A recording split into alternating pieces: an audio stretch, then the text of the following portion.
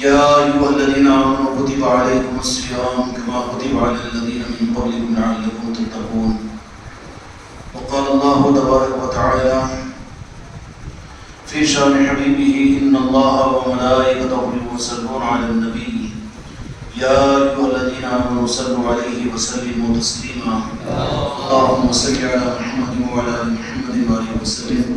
صلاة وسلام عليك يا رسول الله، صلاة وسلام عليك يا حبيب اللہ. حاضرین محفل و حاضرات، اللہ رب العالمین کا احسان کرنے کہ اللہ تبارک و تعالیٰ نے زندگی کو ہماری اور آپ کے رمضان مبارک تک پہنچایا ہے. یہ اللہ تعالیٰ کا فضل ہے، اللہ تعالیٰ کا انعام و احسان ہے. اللہ تعالیٰ اپنے بندوں پر بڑے مہربان ہیں. بندوں پر فضل فرما کر اللہ تبارک و تعالیٰ نے قرآن بھی عطا فرمایا، عبادات بھی عطا فرماتے ہیں، توفیق عطا فرما کر عبادات کا موقع بھی دیتے ہیں.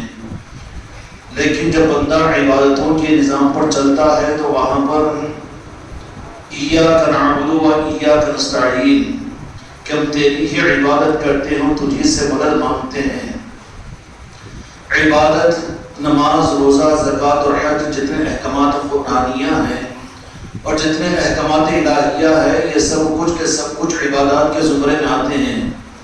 عبادت کرنے کے بعد اللہ تبارک و تعالیٰ نے پھر اشارہ فرمایا کہ میرے بندو، عبادت تمہاری روزے کی، تمہارے نماز کی، تمہارے اعمال کی کرنے کی ہماری توفیق سے ہوا. تمہارا مسلمان ہونا بھی وہ تمہاری اپنی کوشش سے نہیں، تمہارا روزہ رکھنا بھی تمہاری اپنی وجہ سے نہیں، اور تمہارا نماز کا پڑھنا بھی تمہاری اپنی وجہ سے نہیں، بلکہ اس میں تو محض صرف ہمارا فضل داخل ہے.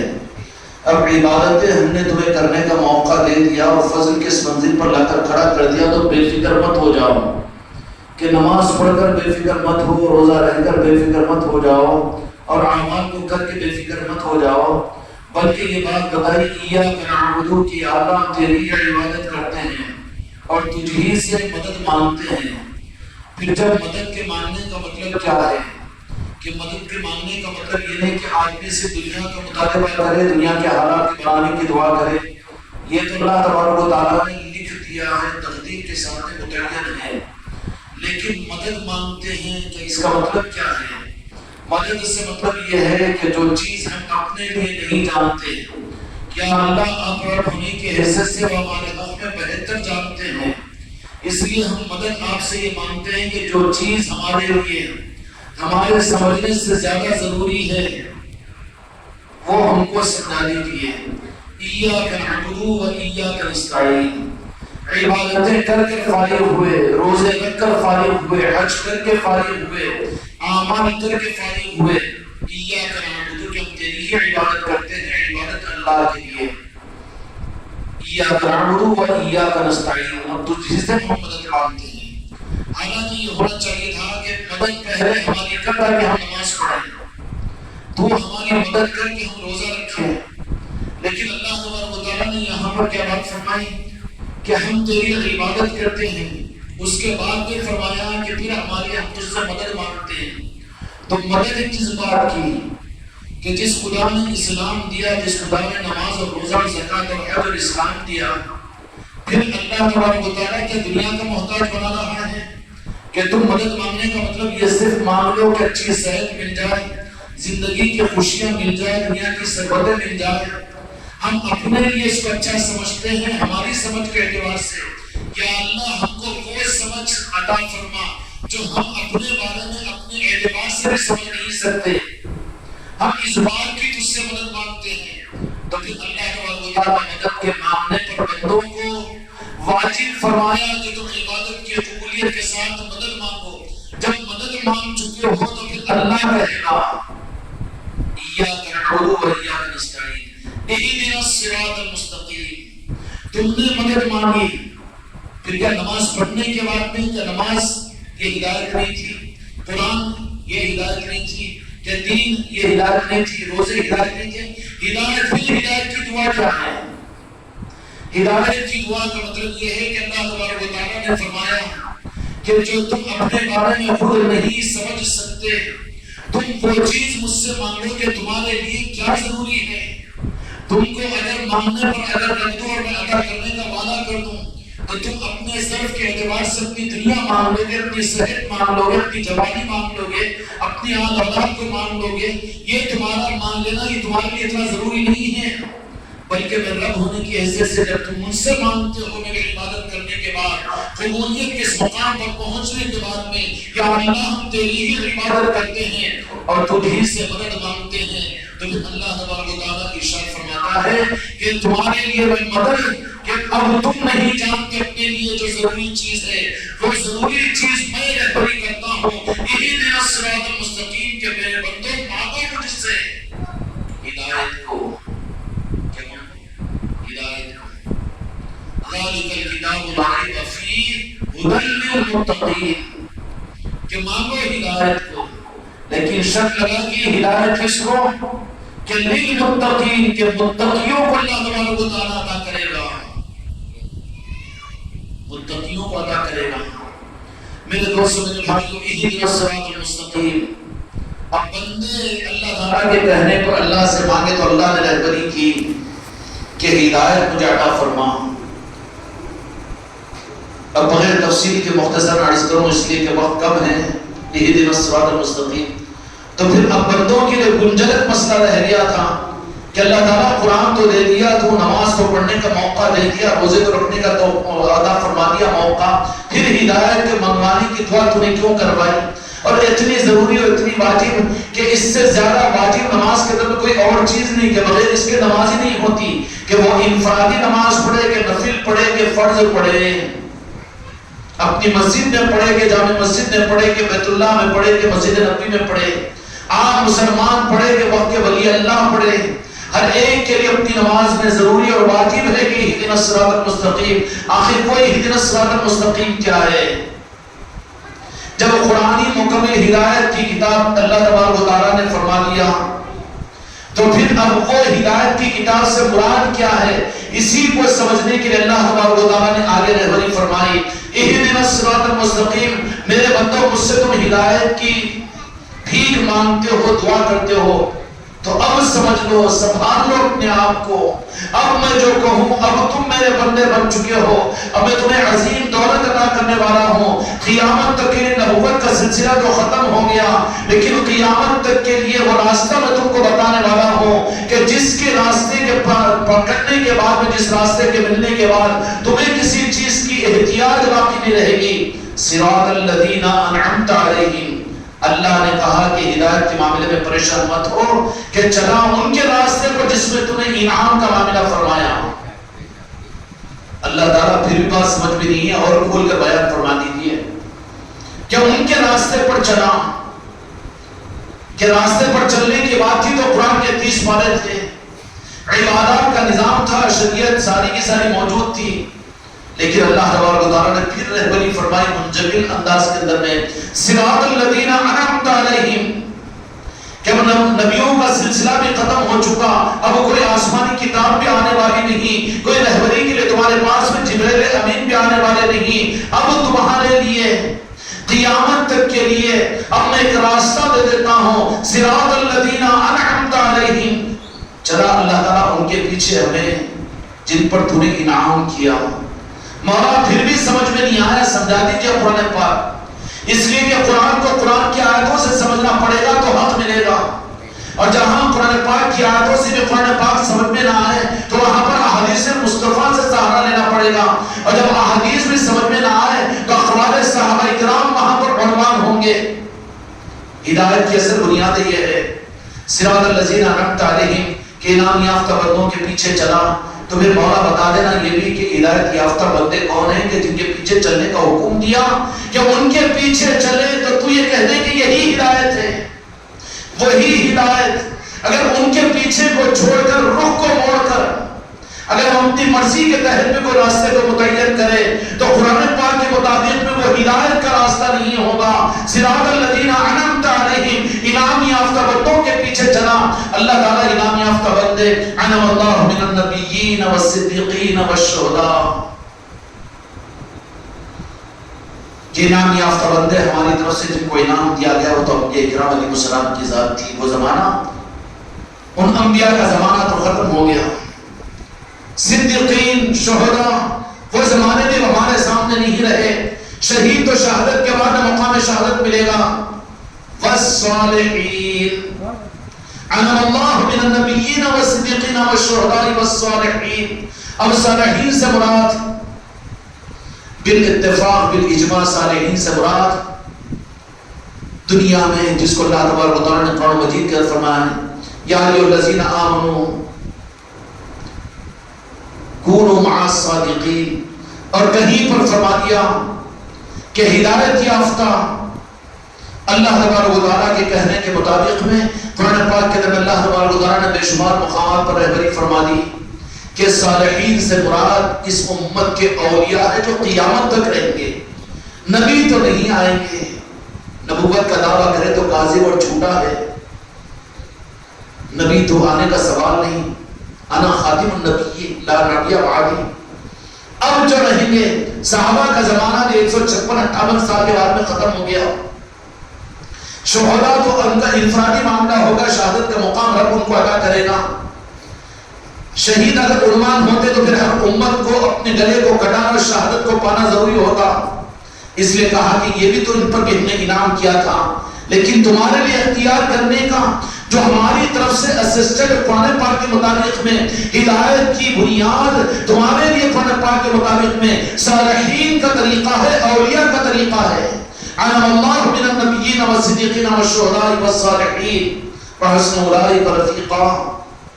کہ تمہارے لیے قیامت تک کے لیے، اس لیے میرے آقا دو جہان کے مالک محمد رسول اللہ صلی اللہ علیہ وسلم نے ارشاد فرمایا کہ میں تمہارے درمیان میں دو چیزوں کو چھوڑ کر جا رہا ہوں، ایک تو قرآن پاک اور دوسرے اہل بیت.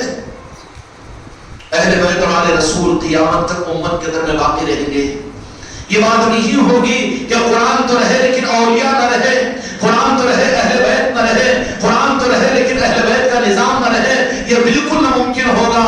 بلکہ مشکات کی ایک حدیث میں میرے آقا نے یہ بات فرمائی کہ یہ دونوں چیزیں تمہارے درمیان میں رہے گی حتیٰ کہ جہاں حوض کوثر پر جام کوثر جہاں میں اپنی امت کو دے رہا ہوں گا، یہ اہل بیت اور قرآن آ کر مجھ سے ملاقات کریں گے اور ان کی شفاعت اللہ کی بارگاہ میں قبول کی جائے گی. اہل بیت اولیاء کی صورت میں امت میں قیامت تک رہیں گے. اولیاء رہنے کے کیا مطلب ہے؟ اولیاء کا نظام دنیا میں رہے گا، قرآن کے ساتھ میں اولیاء کا نظام. یہ جو ہدایت کی اصل بنیادیں ہیں انعم اللہ من النبیین والصدیقین والشہداء والصالحین، اس سے مراد میرے دوست میرے بھائیوں یہ ہدایت کی وہ بنیاد ہے. اگر ان دونوں چیزوں کو لے کر اگر ہماری اولاد کی زندگیاں اگر گزر جائے گی تو میرے دوستو قرآن پاک کے مطابق میں یہ اصل ہدایت کی راہ کی پہچان ہے. کسی اور پیر کے اور کسی اور مسلک کے کسی اور جماعت کے سند کے دینے کی ضرورت نہیں، بلکہ قرآن پاک کی سند کے مطابق میں جہاں پر قرآن پاک ہو اور جہاں اہل بیت ہو، جہاں قرآن پاک ہو، جہاں اللہ کے دوست اولیاء ہو. اب نبی تو نہیں آئیں گے، نبیوں کے قائم مقام ان کے انوار کی تقسیم کے لیے اور ان کے کار نبوت کے دنیا میں چلانے کے لیے خدا نے اولیاء کو منتخب فرما دیا. اب یہ اولیاء کے نظام کے ساتھ میں قرآن پاک کا جوڑ ہوگا. جو قرآن کو پکڑے اور اولیاء کو چھوڑ دے وہ بھی گمراہ، جو صرف اولیاء کو پکڑے اور قرآن کو چھوڑ دے نہیں چھڑائیں گے. اولیاء تو لے جا کر قرآن ہی سے تو باندھیں گے. وہ اولیاء ہی کا نظام کہاں ہے جو قرآن سے کاٹ اپنی مسلک و جماعت سے جوڑے؟ وہ اولیاء کا نظام نہیں ہو سکتا. وہ پیر کامل کا نظام نہیں ہوتا جو قرآن سے اور حدیث سے کاٹے اور اپنی ذات سے جوڑ لے. وہ اولیاء کا نظام نہیں ہو سکتا، وہ کسی شیطان کا نظام ہوگا. اب قرآن پاک کے ساتھ میں جوڑنے کا نظام اولیاء کا، اور اولیاء سے جڑیں گے تو امت کو حقیقی قرآن سے جوڑا جائے گا. اگر اس کے بڑے مقابل کے اندر میں اگر اولیاء کو چھوڑ کر قرآن کو ہاتھ میں لے لے تو پھر تاریخ سے جاننے والے آپ حضرات خوب اچھی طرح سے جانتے ہیں کہ منافقین کے ہاتھ میں قرآن نہیں تھا، یزیدیوں کے ہاتھ میں قرآن نہیں تھا، خوارج کے ہاتھ میں قرآن نہیں تھا. آج جتنے فتنے ہیں کہ ان کے ہاتھوں میں قرآن نہیں ہے. قرآن تو سب کے پاس میں ہے. کوئی ایک فرقے کی تاریخ ایسی نہیں ہے جس نے قرآن کا اعلان انکار کیا ہو. جو قرآن کا انکار کرے وہ اسلام ہی نہیں. پھر مسئلہ کہاں پر پہچان کا قائم ہوگا؟ مسئلہ جو پہچان کا قائم ہوگا وہ اولیاء کے نظام کے ساتھ میں ہوگا کہ قرآن ہے اس کے ساتھ میں اولیاء کا نظام ہے. تو پھر یہ مصدقہ قرآن پاک کے مطابق میں ہدایت کا وہ نظام ہے. میرے دوستوں میرے بھائیوں، قرآن ہو اولیاء نہ ہو، آل رسول نہ ہو، اہل بیت نہ ہو تو اپنے وقت پر زمانے نبوت میں منافق بن جاتے ہیں. اور میرے آقا نے اس دنیا سے پردہ فرمانے کے 60 برس کے بعد میں قرآن تو موجود تھا یزیدیوں کے پاس میں، لیکن اہل بیت کا دامن، آل رسول کا دامن، امام حسین علیہ السلام کا دامن چھوٹ گیا، مولا علی کا دامن چھوٹ گیا تھا، اور اہل بیت کا دامن چھوٹ گیا تھا۔ تو اتنے قریب کے زمانے میں قرآن کے ہونے کے باوجود آل رسول کے دامن کے چھوٹنے کی وجہ سے اس روئے زمین پر یزید بن کر وجود میں آئے۔ تو پھر 15ویں صدی میں اگر قرآن صرف اور اہل بیت اور آل رسول نہ ہو تو پھر کتنے خطرات میں گر جائیں گے۔ خوش قسمتی یہ ہے کہ میرے دوستو، میرے بھائیو اور میرے عزیزو، یہ نظام اللہ تبارک و تعالیٰ نے قیامت تک کے لیے قائم رکھا اور قیامت تک چلایا، اور فرما دیا کہ قرآن اور اہل بیت کا نظام رہے گا، آل رسول کا نظام رہے گا۔ اب ضرورت ہے کہ قرآن پاک کے ذریعے سے رہبری حاصل کرے۔ ایاک نعبد و ایاک نستعین، اہدنا الصراط المستقیم صراط الذین انعمت علیہم۔ جن انعام یافتہ بندوں کے اندر اولیاء کی طرف میں میرے دوستو، اولیاء کے نظام کی مختصر پہچان یہ ہے کہ ہندوستان میں ولایت کے نام کی پہچان، آل رسول کے نام کی پہچان، اگر کسی جاہل اپنے نہیں پرائے سے بھی پوچھو تو کیا کہے گا کہ اجمیر والوں کی ذات ہے کہ جو آل رسول ہے اور اولیاء ہے۔ ایک طرف میں قرآن ہو، دوسری طرف میں خواجہ خواجگان کی محبت ہو، ایک طرف میں قرآن پاک کا نور ہو اور دوسری طرف میں اہل بیت کی محبت ہو۔ قرآن تو ہمارے پاس میں ہو، اہل بیت کی محبت نہ ہو تو پھر خطرے میں گاڑی پڑ جائے گی۔ اس لیے کہ زمانے نبوت میں منافقوں کے پاس بھی قرآن تھا، لیکن قصور یہ تھا کہ اہل بیت، اس لیے کہ ان کو مولا علی کی عظمت برداشت نہیں ہوتی۔ مولا علی علیہ السلام کے آنے پر کبھی آنکھوں کو، پیشانیوں کو چڑھاتے اور کبھی کاندھوں کو جھکاتے اور بے چین و بے قراری کا اظہار فرماتے۔ آخر میں ایک بٹا میرے آقا نے یہ ارشاد فرما دیا کہ علی، کہ مومن اور منافق کے درمیان میں پہچان تمہاری ہے، مومن اور منافق میں پہچان تمہاری ہے۔ جو تم سے بغض کرے وہ مجھ سے بغض، اور جو مجھ سے بغض کرے وہ خدا سے بغض کرے گا۔ ایمان اور منافق کے درمیان میں پہچان تمہاری ہے۔ حضرت عمر رضی اللہ عنہ نے پیمانہ بنا دیا تھا کہ اگر کسی کی منافقت کو پہچان نہ ہو تو منافقین مولا علی علیہ السلام کو بیان کیا جائے، پہچان لیا جائے گا کہ پیشانی پر بل چڑھ پڑ جائے اور برداشت نہ ہو، بے چینی غالب ہو جائے، مسجدیں ان کے تذکروں سے خالی ہو جائے، آل رسول سے منبر کے تذکرے ختم ہو جائے، مسلک و جماعت و مسجدوں میں ہوتی رہی۔ اس زمانے کا المیہ میرے دوستوں، اللہ کرے کہ یہ حق کو پھر سے اوپر کو اپنے کرم سے عطا فرما دے کہ ہماری مسجدیں اور ہمارے منبر وہ اہل رسول اور آل بیت کی عظمتوں کے اظہار کے لیے، ان کی محبتوں کے پیغام کے دینے کا نظام تھا۔ آج میرے دوستوں سب کچھ تو ہو رہا ہے، لیکن کسی مسجد کے اندر میں اگر اہل بیت کی محفلیں ہوں، خدیجہ الکبریٰ رضی اللہ عنہا کی محفل ہو، امام حسن اور امام حسین کی ہو، یہی اصل مسجدوں کی رونقیں ہیں میرے دوستوں۔ یہ درمیان کی صدیوں میں گمراہیت نے آ کر امت کو کہاں سے کہاں ڈھکیل دی کہ اصل دین سے بہت دور امت نکل چکی ہے۔ اگر امت کو اور ہم کو اصل دین پر اگر لینے کی تمنا ہو تو ضروری ہے کہ ہمارے منبر اور ہماری مسجدوں سے سب کچھ تو مل جائے گا۔ ان مسجدوں میں، ان کی تقریروں میں، ان کے بیانوں میں اپنی پیری مریدی تو آئے گی اور یہ وہ تو سنایا جائے گا، مسلک و جماعتوں کی تو بات ہوگی، لیکن جن کے منبر و محراب جن کے لیے بنائے گئے وہ اہل بیت اور آل رسول ہے۔ میرے آقا جہاں کے مالک نے اشارہ فرمایا تھا، غالباً ابن ماجہ کی روایت ہے جس میں میرے مصطفیٰ نے فرما دیا کہ ان قریب میں دیکھ رہا ہوں، جس کا مفہوم یہ ہے کہ مسجد نبوی کے منبر پر اشارہ فرما کر فرمایا کہ ان قریب اس پر بد زبان نوجوان، جنونی نوجوان اہل بیت پر سب و شتم کریں گے منبروں پر بیٹھ کر۔ میرے دوستو، میرے بھائیو، ایک المیہ ہے دنیا کا، یہ منبروں کا حق ہے کہ یہاں پر اہل بیت کو ظاہر کیا جائے۔ پیر کی تعریف کے لیے تو منبر کھلے ہوئے ہیں، جماعت اور مسلکوں کے لیے تو ہماری مسجدیں کھلی ہوئی ہے، اور اس کے لیے تو ہماری اجتماعات، ہمارے نظام ہے، لیکن کیا وہ حق ہم امت کو دے سک رہے ہیں؟ اپنی نسلوں کو ہم دے پائیں گے؟ حق اگر دینا ہو تو پھر سے ہمت کے ساتھ میں ان مسجدوں میں مسجد پاک اور اہل بیت اور آل رسول کے تذکروں کو شروع کریں۔ کسی پیر کی اگر فضیلتوں کو بیان کرے تو دوسرا کیوں اعتماد کرے گا؟ 1000 خوبیاں ہوگی لیکن 10 تو خامیاں ہیں۔ کلو بنی آدم خطاؤن، کیا اعتماد کریں گے؟ لیکن منزل پاک ہے، آل رسول ہے، اہل بیت ہے، اولیاء اکرام ہے، وہ ایسے کہ اگر ان کے سامنے، ان مجموع کے سامنے اگر ان کے تذکرے کیے جائے تو ایقان و یقین کے ساتھ میں ایمان کا نور لے کر اٹھیں گے۔ وہ غوث و خواجہ کے تذکروں سے ایمان کی روحانیت انہیں نصیب ہوگی۔ ان کے اندر میں وہ کیفیات پیدا ہوگی. اس لیے خانقاہ محمدی کا مقصد میرے دوستوں میرے بھائیوں کل اولیاء کرام کے تذکروں کے ساتھ میں صحابہ اور فضل پاک کے نظاموں کو امت کے سامنے ہر مسجد کے اندر میں اور ہر جگہ، اور اس کے لیے کرم ہے خواجہ خواجہ غریب نواز کا کہ صرف مسجدوں کے حد تک متعین نہیں ہے بلکہ خانقاہ بھی بنی ہوئی ہے، خانقاہ محمدی اجمیری، اور اس کے ساتھ میں پھر مریدین کے گھروں کے اندر میں اپنی خانقاہ محمدی کا وہ کمرہ بھی جس میں یہ سارے نظام ہم کو اور آپ کو اپنی زندگیوں کی ایک مصروفیت اور اپنی زندگی کا ایک کام بنانا ہے، ہماری نسلوں کی حقیقی دین کے دینے کا، اور ہم کو اللہ تعالیٰ کی بارگاہ سے اللہ تبارک و تعالیٰ کے بتائے ہوئے سچے ہدایت کے اس نظام کے حاصل کرنے کے لیے اپنی ذات سے لے کر پوری امت کو اور پوری امت سے لے کر پوری انسانیت کو دینے کے لیے اولیاء سے امت کو جوڑنا اور اولیاء کے نظام سے امت کو واقف کروانا، اور پھر اس کے ذریعے سے پنجت انبار اور اللہ کے مالک میرے آقا کی ذات مبارک آتا. میرے دوستوں میرے بھائیوں اور میرے عزیزوں، اس امت کے لیے حق کو ملنے کے لیے راستہ بنے، اس کے لیے اعمال ضروری ہے، اسی کے لیے خانقاہ محمدی کی ساری مصروفیات ہے. خدا کی قسم اس کے علاوہ کوئی اور مقصد نہیں، اس کے علاوہ کچھ اور ہے تو گمراہیت ہے، یہ ہے تو حق ہے اور یہی اللہ کی بارگاہ میں قابل قبول ہوگا. اللہ تعالیٰ ہم قرآن کے نظام کے پورا کرنے کی توفیق عطا فرمائے.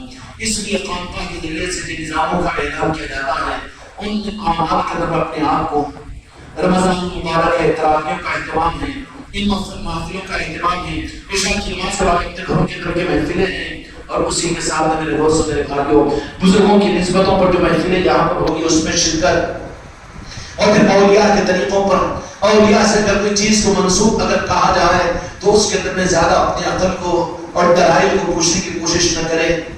ہم نے ایک بات اپنے بچے مریدین کو کہا تھا کہ افطار پارٹیاں بھی ہوتی ہے، افطاروں کا نظام بھی ہے، لیکن خواجہ خواجگان سلطان الہند انور شریف میں اپنی ظاہری حیات مبارکہ کے اندر میں اجمیر کی سرزمین پر سحر سے پہلے اپنے لنگر سے لنگر بنا بنا کر سحر کرنے والوں کے پاس میں جا کر سحری کروایا کرتے تھے.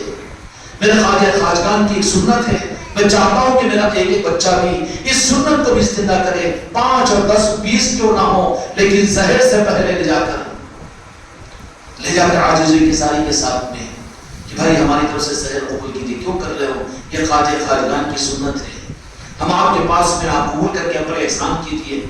منیت یہ نہ ہو کہ وہ روزہ رکھے گا تو اس کے روزے کا ثواب مجھے مل جائے گا، کیا کرے گا اس کا روزہ، اور پھر دادا گیری تیری خالی سحر کھلا کر افطار کا کھجور کھلا دو. ہاں فضیلتوں کے راستے پر میرے آقا نے امت کو بتایا تھا کہ روزہ دار کا روزہ افطار کرا دو تو روزے کا ثواب ملے گا، ثواب نہیں محبت کے نظام پر چلنے کی کوشش کرو تو ثواب کہاں جائے گا. لیکن ضرورت ہے آج امت کو محبت کے راستے کی، اس لیے ثواب کے راستے سے زیادہ محبت کا راستہ استقامت کا راستہ ہے. اس لیے ان اعمال کو ہم بھی اور آپ بھی کرنے کی کوشش کریں گے نا بھائی انشاءاللہ. اللہ تعالیٰ ہم سب کو توفیق عطا فرمائے.